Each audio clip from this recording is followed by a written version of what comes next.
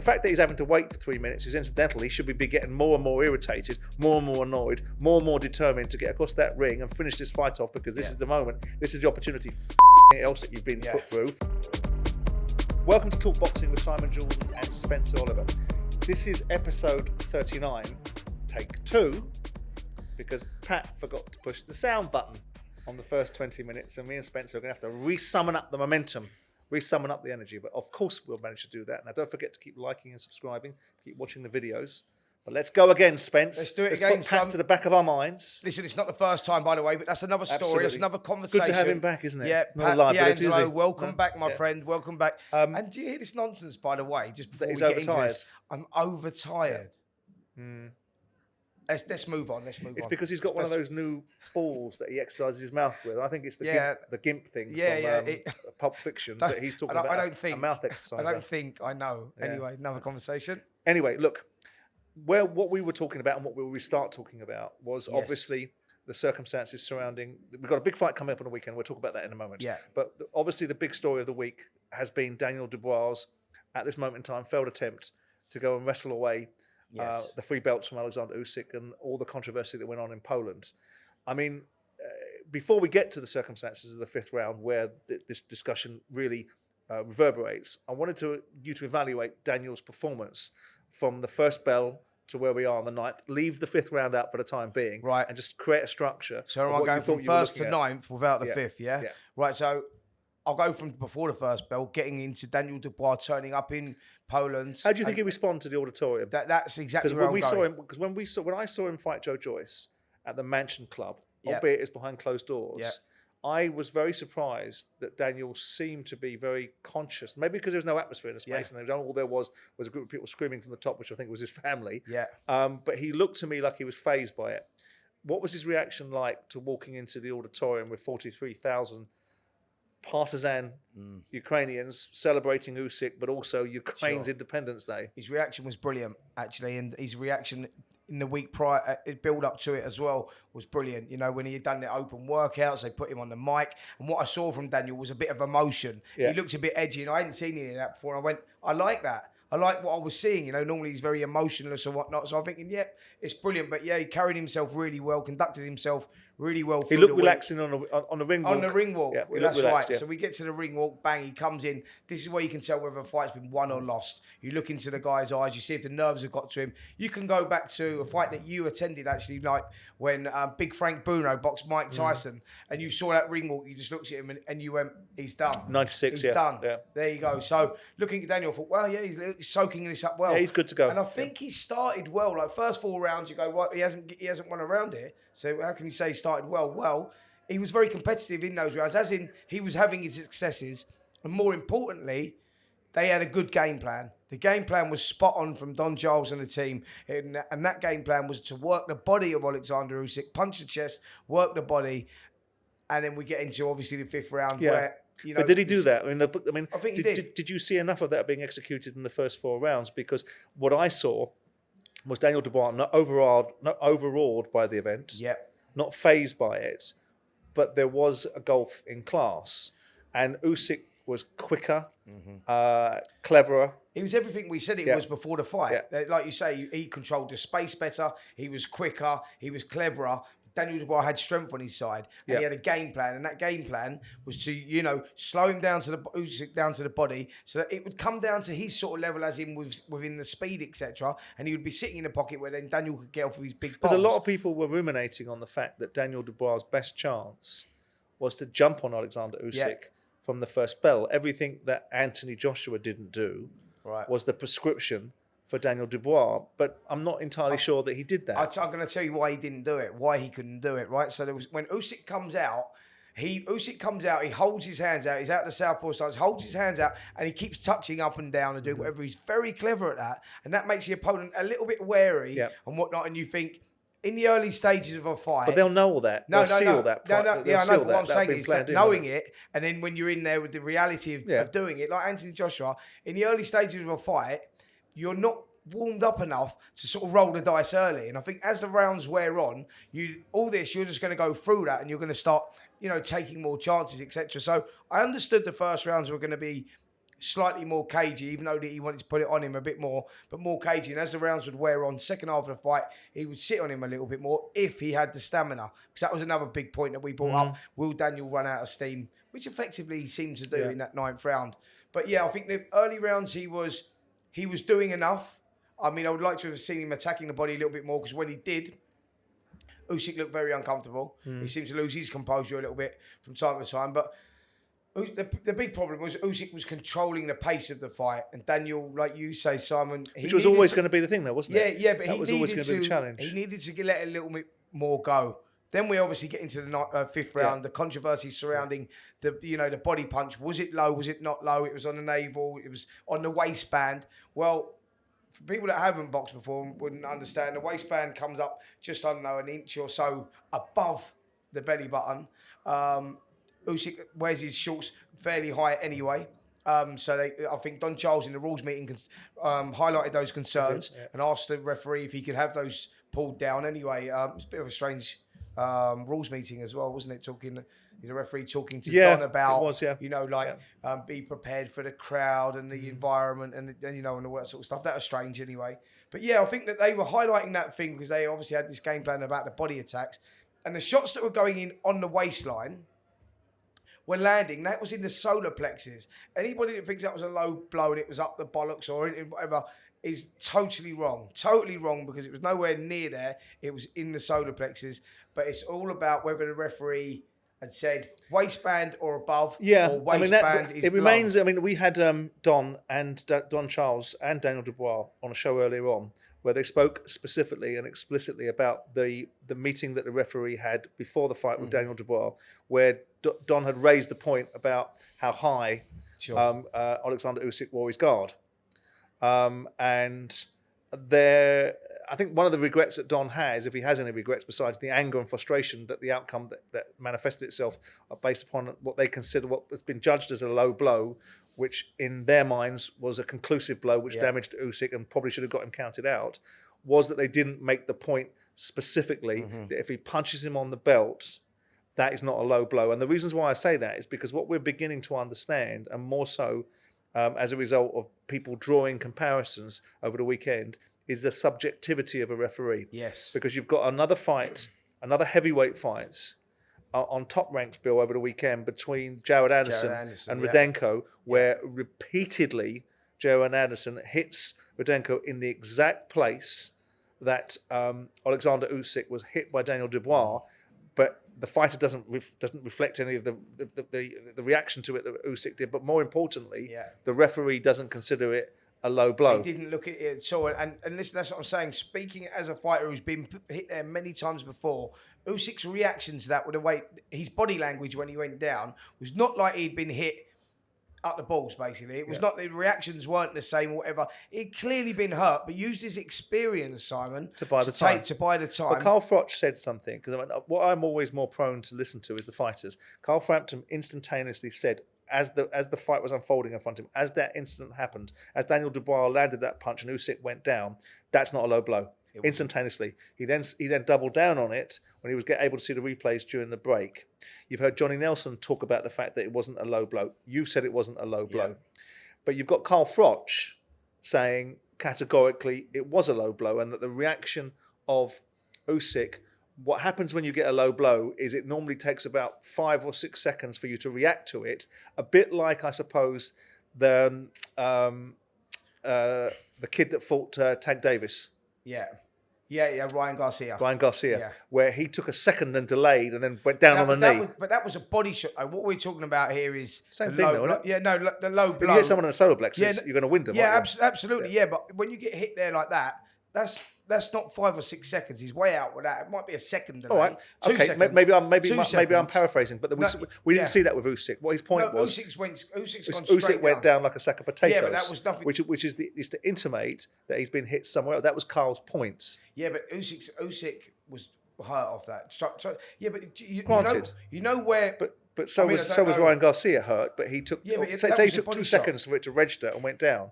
What was your thoughts on where that shot landed itself? Do you think that was in the box, or do you believe that was in the stomach? No, I think it was in the stomach. It was in the stomach. I thought it was in the stomach. So Froch's way out with that one. Like, and I think no, Tony Bellew said the I'm same making as well. a balanced argument because on one hand, I'm saying to you that you as a fighter called it in a certain way. Carl Frampton as a fighter called it in a certain way. Johnny Nelson, obviously, Frank Warren and the Dubois camp are going to call it from a certain point of view, and then you've got other voices like Carl Froch saying that, hang on a second, this is I do think it was a low blow, and obviously the rules are quite clear that if it's below the navel, it's a low blow. Sure. Now, Don Charles said in that rules meeting, by the way, that he said waistband and above was acceptable. Just saying. Yeah, I've seen the audio. I'm not entirely sure that was caught on the audio that we've got. Maybe in terms of, because what Donna said to him was, because the referee was giving some strange little soliloquy, Daniel Dubois, about how he mustn't react to the auditorium, how he knows that there's 43,000 people in there, but Daniel must focus on the instructions of his corner, not be loud. And I think to myself, well, why are you giving this coaching? Doesn't need that. That's Don Charles's job.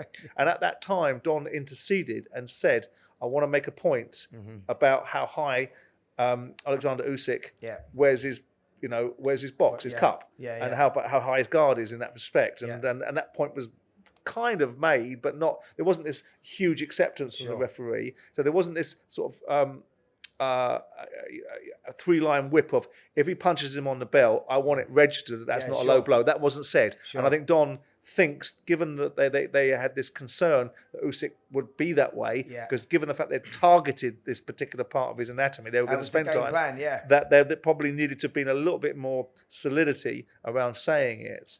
But the next question is, we move on from the fact that the balance of people, the people that don't want Daniel Dubois to win, or think that he wasn't good enough, or people that think Frank Warren is whatever he is, will say explicitly that Daniel Dubois, it was a low blow and that's the end of the discussion.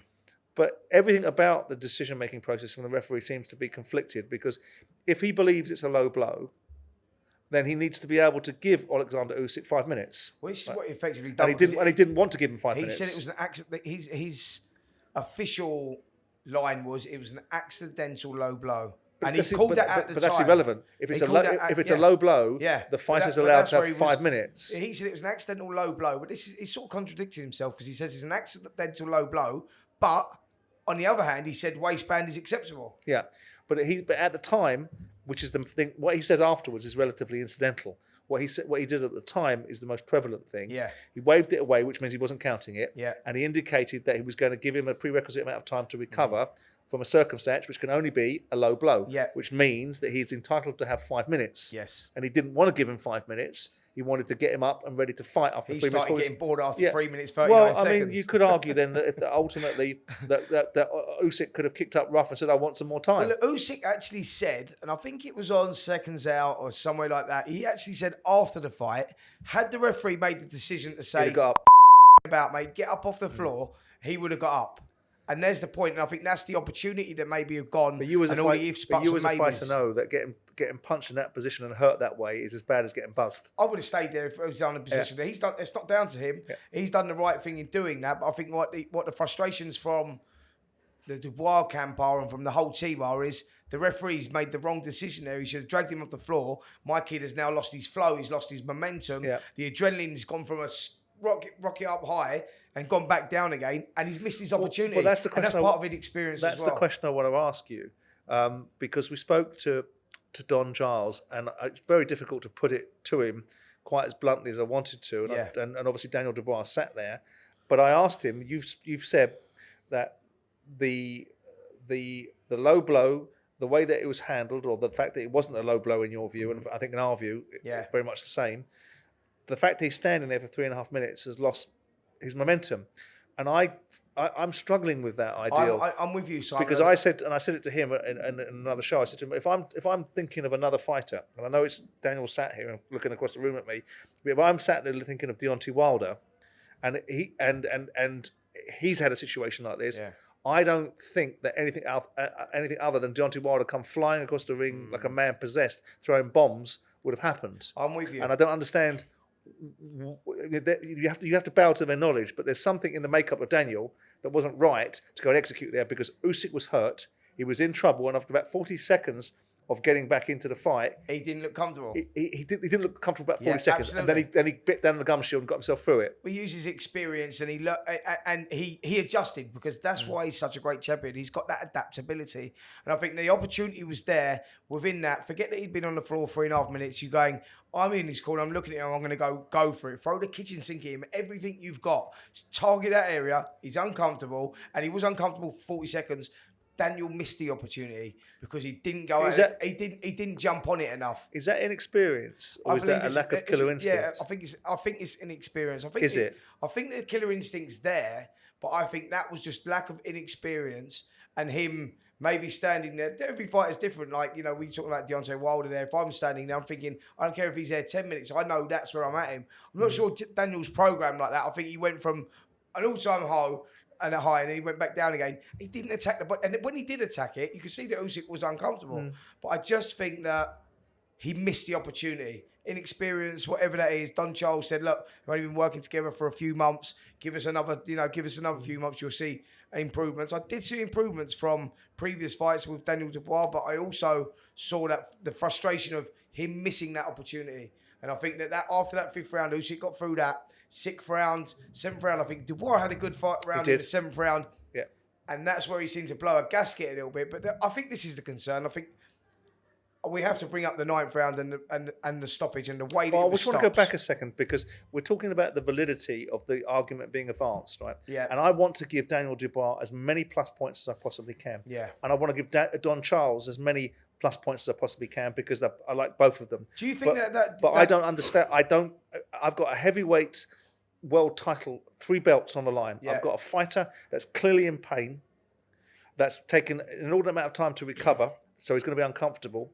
I've got a supposed heavyweight champion in the waiting in Daniel Dubois. I've got an opportunity. I don't get it. Yeah, and I don't get Don's argument about the fact that he's having to wait for 3 minutes is incidental. He should be getting more and more irritated, more and more annoyed, more and more determined to get across that ring and finish this fight off, because this is the moment. This is the opportunity.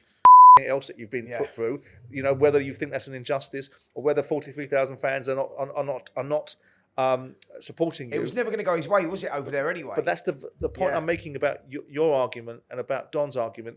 Do you really believe? Because I think there's a missing link in Daniel's makeup. You're going to put it down to inexperience. No, I'm not going there. I'm just saying inexperience played its part in that. But the bit that you just touched on it there, and that's the bit that I want to go on as well, about the missing link. Right, that's the way the concern is. With the Joyce fight, even against the Reina fight, what we saw here in the 9th round and the way that he dramatically come undone.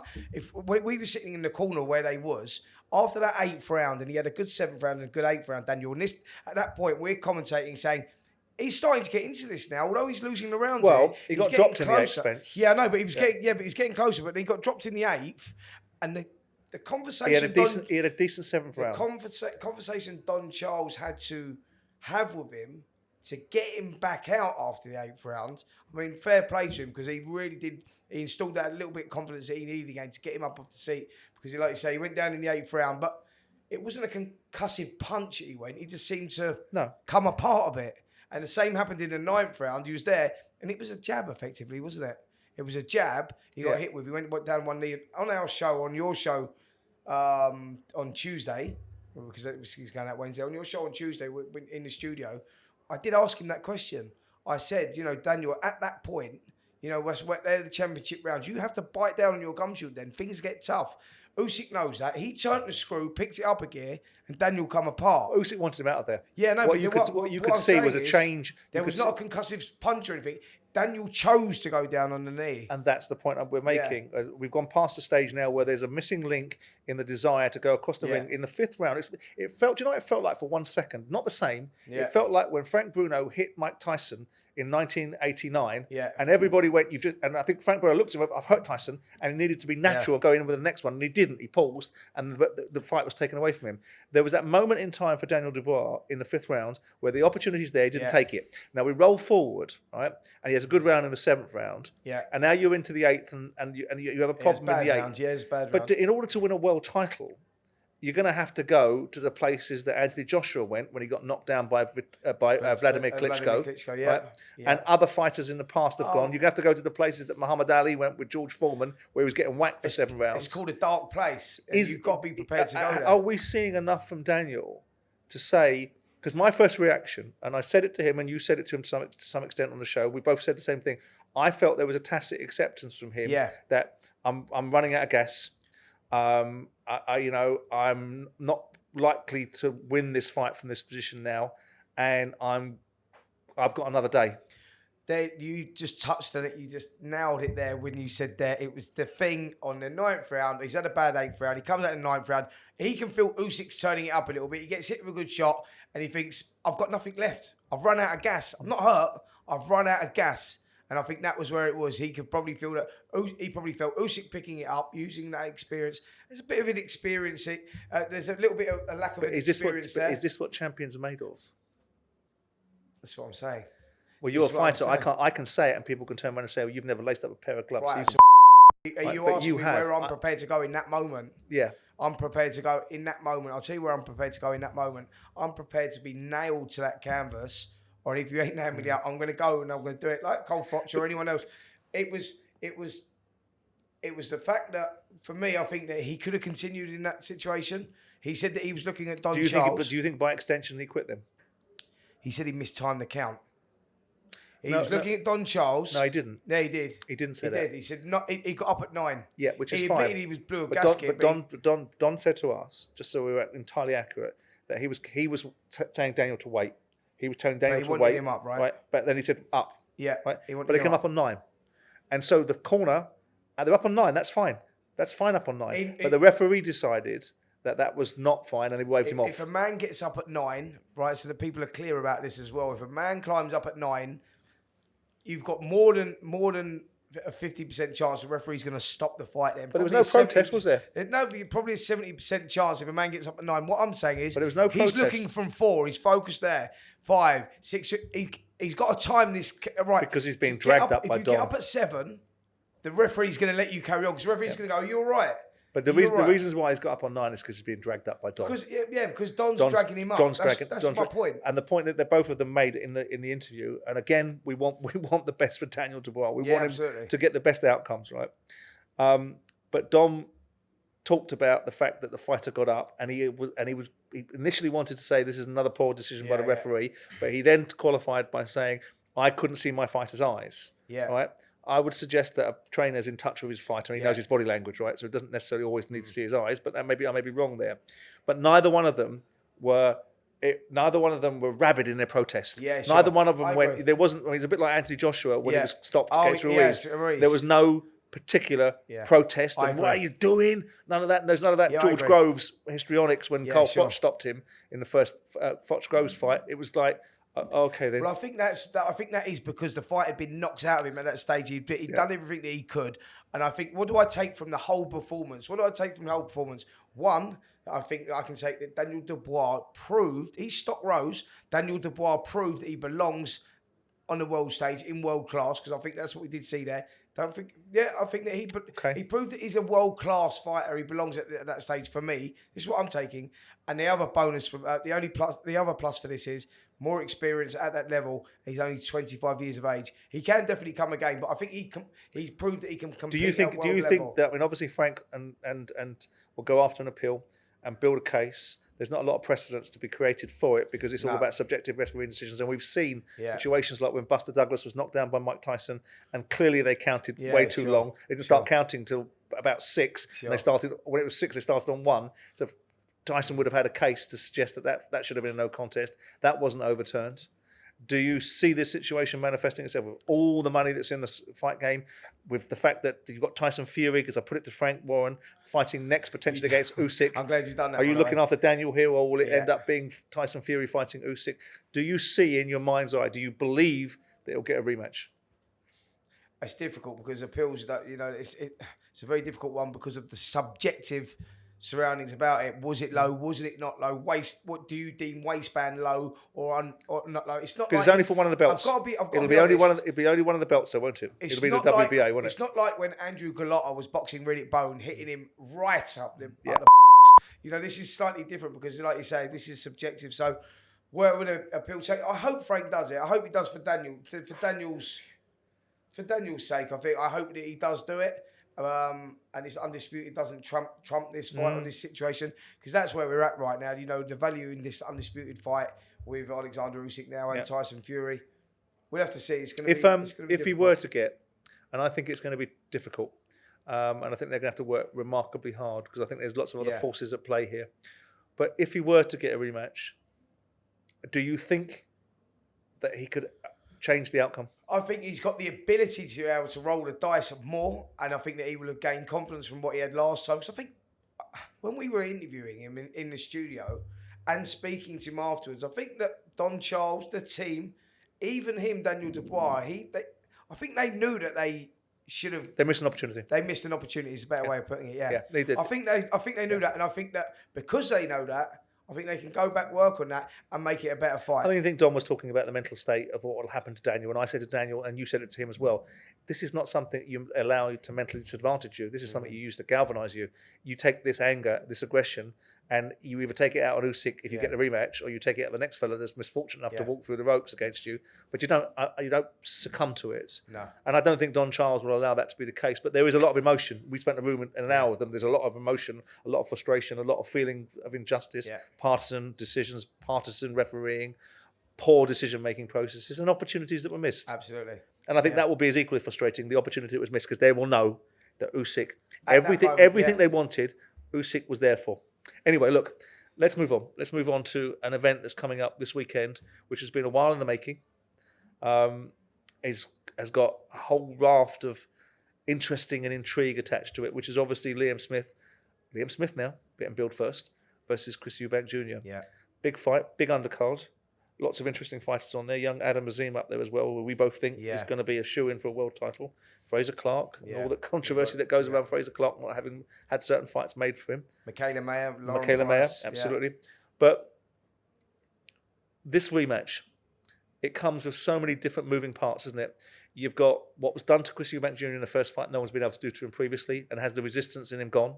You've got Bomac coming into the equation, who's one of the elite fighters, elite trainers in the game, that I thought made a mug of Derek Francis. Derek James, isn't it? Derek James, at the Bud Crawford and Errol Spence press conference, albeit only for 5 weeks. You've got Eubank, none of this nonsense about Kentucky Fried Chicken, 60% fit, knowing that this is the moment in time. This is a fascinating fight. It is. It's a fascinating fight. Do you know why it's so fascinating? Because normally when you have rematches and a fight has been as conclusive as the first one, it goes the same way. You go, there's nothing to talk about. You know, it's one of those. And I actually said that if the rematch happens at the time, if the rematch happens, it was so conclusive, I don't think there's any value in it. Now we've got here and we got closer, and all the moving parts and changing parts of it. All Bomac's a big part of that. Eubank knowing that actually. I've got nowhere to go. He's mentioned afterwards, well, there is still a place to go. We know where that place is. We know exactly where that place is, like everyone else does. But we're talking about his boxing career here. It is on the line. But I think he's taking it seriously. Do I think he can make those adjustments and implement what Bomac's going to do in time? I'm not sure, mate. I think you could not go against Liam Smith right now on going off the last fight. I can't remember, but did you pick Liam Smith to win the first fight, or did you pick Eubank? I did. And what made you pick him first time round? I just felt it was an all-round better fighter. I thought it was going to be a close fight. I said a tough fight. It was going to go down to the wire. But I just leant towards Liam Smith because for them reasons. But you never saw. It was better all-round. And I was in the same space. Never saw that. Never saw that. You never saw the punch resistance of Chris Eubank be as susceptible to what he. I thought it would be the work rate of Liam Smith over the 12 rounds that would edge it out. And the quality of his work, Because Eubank likes to box in pockets where he's explosive. And Liam Smith wouldn't allow him to do that. And Liam Smith wouldn't allow him to do that. And I think that's where he made the mistake, Eubank. But the big question now is ultimately, because we've seen Chris Eubank Jr. not have this challenge that he's had before. He's been beaten before by Billy Joe Saunders. He's been beaten before by a heavy-handed George Groves, who hits much harder than Liam Smith does, right? Excuse me. And so what we saw was something quite unique, which a lot of us put down to weight drain. And the fact that he'd been in 2 fight camps, and the disadvantages of that scenario, preparing for Conor Benn, trying to get down to 157. Now, I don't know what that's going to play out on Friday, whether he's going to make weight or there's going to be those sort of challenges, because if they don't, There'll be debate on Friday about weight clauses. And but that's a valid point for Friday, by the way. Be interesting to watch that space. I'm really interested to see the weighing and who hits weight and who I doesn't. got a sneaking suspicion there might be some challenges there. Yeah, we'll see. But what does Eubank Jr. do differently? It's probably evident what Liam Smith needs to do, which is more of the same, right? Because he hasn't got to fix it, but he's potentially going to be fighting a different version of Chris Eubank Jr. That different version of Chris Eubank Jr. is what? That he's got to stay switched on. This is plain and simple, because like you're not going to change what he is now, Eubank Jr. and the way that he boxes. Liam Smith's not going to change his game in the way that he boxes. Likes to work up close, he likes to overwhelm opponents. What we're going to get from Eubank Jr. is he needs to stay switched on for 3 minutes of each round. Because if he switches off for 1 second, he's fighting a fighter that is a world-class fighter. But has he ever done that during his career? Because the argument would be that he hasn't. Well, here's one for you. George Groves, when he boxed George Groves, he was having his moments in there, but George just overwhelmed him. Yeah. And he was sitting in the pocket. And what he showed us with the George Groves fighter was that actually he's very durable. And he got this reputation of being a very durable, unbelievably tough father, DNA of his dad and all that sort of stuff. What we saw when he boxed Liam Smith, and this is a valid point as well when you go to the Groves fight, so what we saw when he boxed Liam Smith was that he got hit and he got tagged, but the punch resistance wasn't there. Well, that's the point. And I think that they're making 160 now, forget 157, and I think that's why we're all so annoyed about that whole situation. He was in danger of his life there. 160, if the punch resistance is not there, he's going to be made to pay for it. And I think that's the whole thing circulating with this. Will he hit weight? Won't he hit weight, etc.? Because I think his days at 160 are coming quite close to being over. Yeah, when we thought that last time, didn't we? I think all of us departed the arena. I think that's why it become evident. Yeah, I think when we all departed the arena, said if he fights at 160 again, he's going to get beat again. He needs to be fighting at 168. Yeah. And if he fights at 160 again, the same outcome's going to happen. What do you think the thinking is? I mean, obviously we had this. I look back on it, and it's not self-aggrandizing, but the interview that we did with Chris Eubank Jr. Chris Eubank Sr. that some people felt was an inappropriate interview. I looked at it the other day and listened to it again, and it was a brilliant insight, insight into Eubank Sr. But it was also a brilliant insight into what he feels is going wrong with his son. And the more I listened to it, the more I listened to Chris Eubank Sr., the more brilliant that interview was. Yeah. Because he talks about if you don't learn, if you don't listen, you're going to feel the pain. Do you know what it is? And that was what he said there. If you don't listen, you're going to feel the pain. If you don't listen to a Chris Eubank Sr. interview properly and focus right on it, because he'll start somewhere and someone will say, how's he ended up there? But he always ends up at the finish. It takes you, like, he's very clever in what he says. Because he's talking about what he knows. But he's talking about what he imparted, because I've been there, and he called all the PE teachers around Chris Eubank Jr., all the people around him called him PE teachers. Yeah. And he talked about the experiences he had and the lessons that he learned and how he was obedient and how Ronnie Davis was his trainer and how he learned to do things in a certain way. Yeah. And he talked about the challenges that Eubank Jr. has because he's not got the right people around him. And not by having the right people around him, then he's going to learn through the pain. My question is, he took Roy Jones Jr. on as his trainer. It's a sweeping statement that that Senior has made about the people he's got around him. Yeah. Has he in some way fixed that by bringing Bomac into the equation? 100%. What he done with Roy Jones Jr., well, I think Roy's done a great job with Chris, through lockdown, etc. But I think that he tried to emulate what Roy does too much. He tried to be Roy Jones Jr. And what he was doing was throwing these flashy punches, coming out.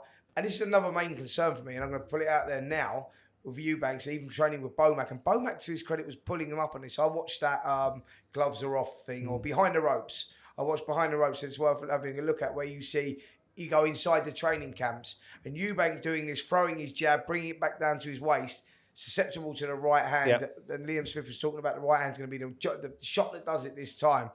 Eubank can't switch off and bring his left hand down low. He's got to touch it back up and then come down low. And I think that's what Bomac's been working on. The Roy Jones stuff was all about the low hand. So they understand what he needs to do. Whether he can do that and adapt to it, that remains to be seen. But I think Bomac and his team are good for Eubank Jr., definitely. Liam Smith got to do anything different? Liam Smith hasn't got nothing at all. No. Nothing at all. Because come on, let's just compartmentalise it for a second. Yeah. Liam Smith would have never walked into that fight thinking he was going to ping him out in 4 rounds. No, but would he? What I'm saying is Liam Smith's game plan is going to be hold your hands up high, draw Chris into the pocket, because that's where I'm going to get my success. Yes, Chris was doing well in the 3rd round with the uppercuts and whatnot, but what Liam's hoping for here, and what Bomac was talking about in the training actually, and he had to remind him a few times of, if Chris switches off for a split second, which he does, that's one of his weaknesses. That's your trigger. Smith, there's your trigger. So Smith's going to be working on that. Do what you do best, mate, because what Liam Smith is very good at is he's very good at offense when he's under pressure. As in, he'll wait. As soon as Eubank throws his shots, he comes back so quick. And that's the moment where the fight can be won. That's the moment where the fight was won and lost last time. So how do you see this fight playing out? I see this fight playing out is Eubank's going to be more focused. He's going to be working around the perimeter of the ring. The aggressor's going to be Smith, but Eubanks is not going to have those moments, lapses of concentration. I think Smith still wins the fight, but like yourself, I think you agree with me on this one. I think it's a 12-round fight, and I just think that Smith's work rate will win him it. It's pretty much the way that I see the first one going, but the first one went the way that it did. I think Eubanks will do a better job this time. Yeah. But I still think Smith will win. See, I was very much in the first fight picking Liam Smith, and I think there was an element of heart over head. Yeah. Because I've not warmed to Chris Eubank Jr. because of the nature of the fact that I think there's too much braggadocio about what he's got and what he's earned rather than what he's achieved. I've warmed to him much more. I've warmed to him much more as a result of listening to his father, and I think as a showman, he is unbelievable to have got himself in a position to have been paid the way he's been paid, to get the recognition, to be as box office as he is, Chris Eubank Jr., without necessarily the body of work. And it's fascinating to hear Eubank Sr. talk about the IBO belt and the fact that he believed that Chris Eubank Jr. should be making more with the fact he's an IBO champion, because when he was a WBO champion, everyone peed all over that. Right? Yes, right. So it was interesting to see that. I think there's real jeopardy in this fight for Liam Smith. I think you asked me on the weekend what my opinions were. How do you think this fight's going to go with Dubois? I said, let me answer that after the first round. Yeah, sure. I'm not going to call this fight until after the first round. I will see him at the weigh-in, and you'll get all the sort of spectacle that you'll see there. And obviously, when we saw Kell Brook fighting Amir Khan, we knew at that weigh-in, we knew that Amir Khan, he doesn't look right, and Kell Brook looks bang on, and the outcome was the outcome. So now you want to judge on what they weight's coming at. Yeah. I know there's so many surrounding factors to this. Like I say to you, you just asked me there, and we are. I got a sneak feeling that Eubank's going to be very different. We're a week out. We're 5 days out or so. I'm just saying how I think that it will be a closer fight. It will go points, Liam Smith. But there's so many factors in this week. I want to see him at the weigh-in. I want to see him. I want to see him at the open. And this is the intrigue, Absolutely, this is the intrigue. I think it's a pick and fight. I do. I think the margins are there, and I think again, if that was a moment in time with a lack of resistance for them those punches, and that resistance is back again. Yeah, I think the tips back in favour of Chris Eubank Jr. So I just got this feeling, and the narrative feels to me like a 3-fight deal. People get paid a lot of money for having a 3-fight deal. Yeah, but again, it'll be based upon what Chris. I think it's as much about what Chris Eubank Jr. turns up. We know what Liam Smith's going to turn up. We know that. I know there's distractions perhaps in Liam's mind and other stuff outside the ring, but he'll be ready for this fight. Do you think it's a must-win fight for both of these guys? Oh, for Eubank Jr., yeah. What about Smith? Well, he's beaten Eubank Jr. once. Yeah, but I'm saying, so if he loses, he's decided to take a rematch. The reason I ask you that, but the reason I asked you that question, he decided to take a rematch because he could have let him out. Their careers and their age, etc., etc. That's why I asked the question. I'm saying, as in, about the rebuilding process and everything else, because ultimately all these guys want now is a world title fight. That's what they want. That's where they're at in their careers. They're not on that development stage or whatnot. That's why I asked. But there was a school. I mean, there was a school of thought. Well, not for Liam, because Liam is fighting, a fighter at a slightly bigger weight. Yeah. Right. Then Liam, what would Liam want to fight at 154? 154, right. So if he fights Chris at 160, he's always got that scenario of I fought out a bigger weight. Obviously, I'd like to see Liam going to have another world title shot. Mm-hmm. And there was a discussion point where everyone thought Eddie Hearn and that crowd were manoeuvring Conor Benn back into the equation, that the Conor Benn Chris Eubank Jr. narrative would take over, and that there wouldn't be a call on the rematch, and that would free Liam Smith to go up and fight a world title. Sure. I think if Liam Smith loses this fight, does it signal the end of him as a championship level fighter? No, I don't think it does, because I think what will happen is they'll have a third fight with Eubank Jr., and that will signal the end of one of them.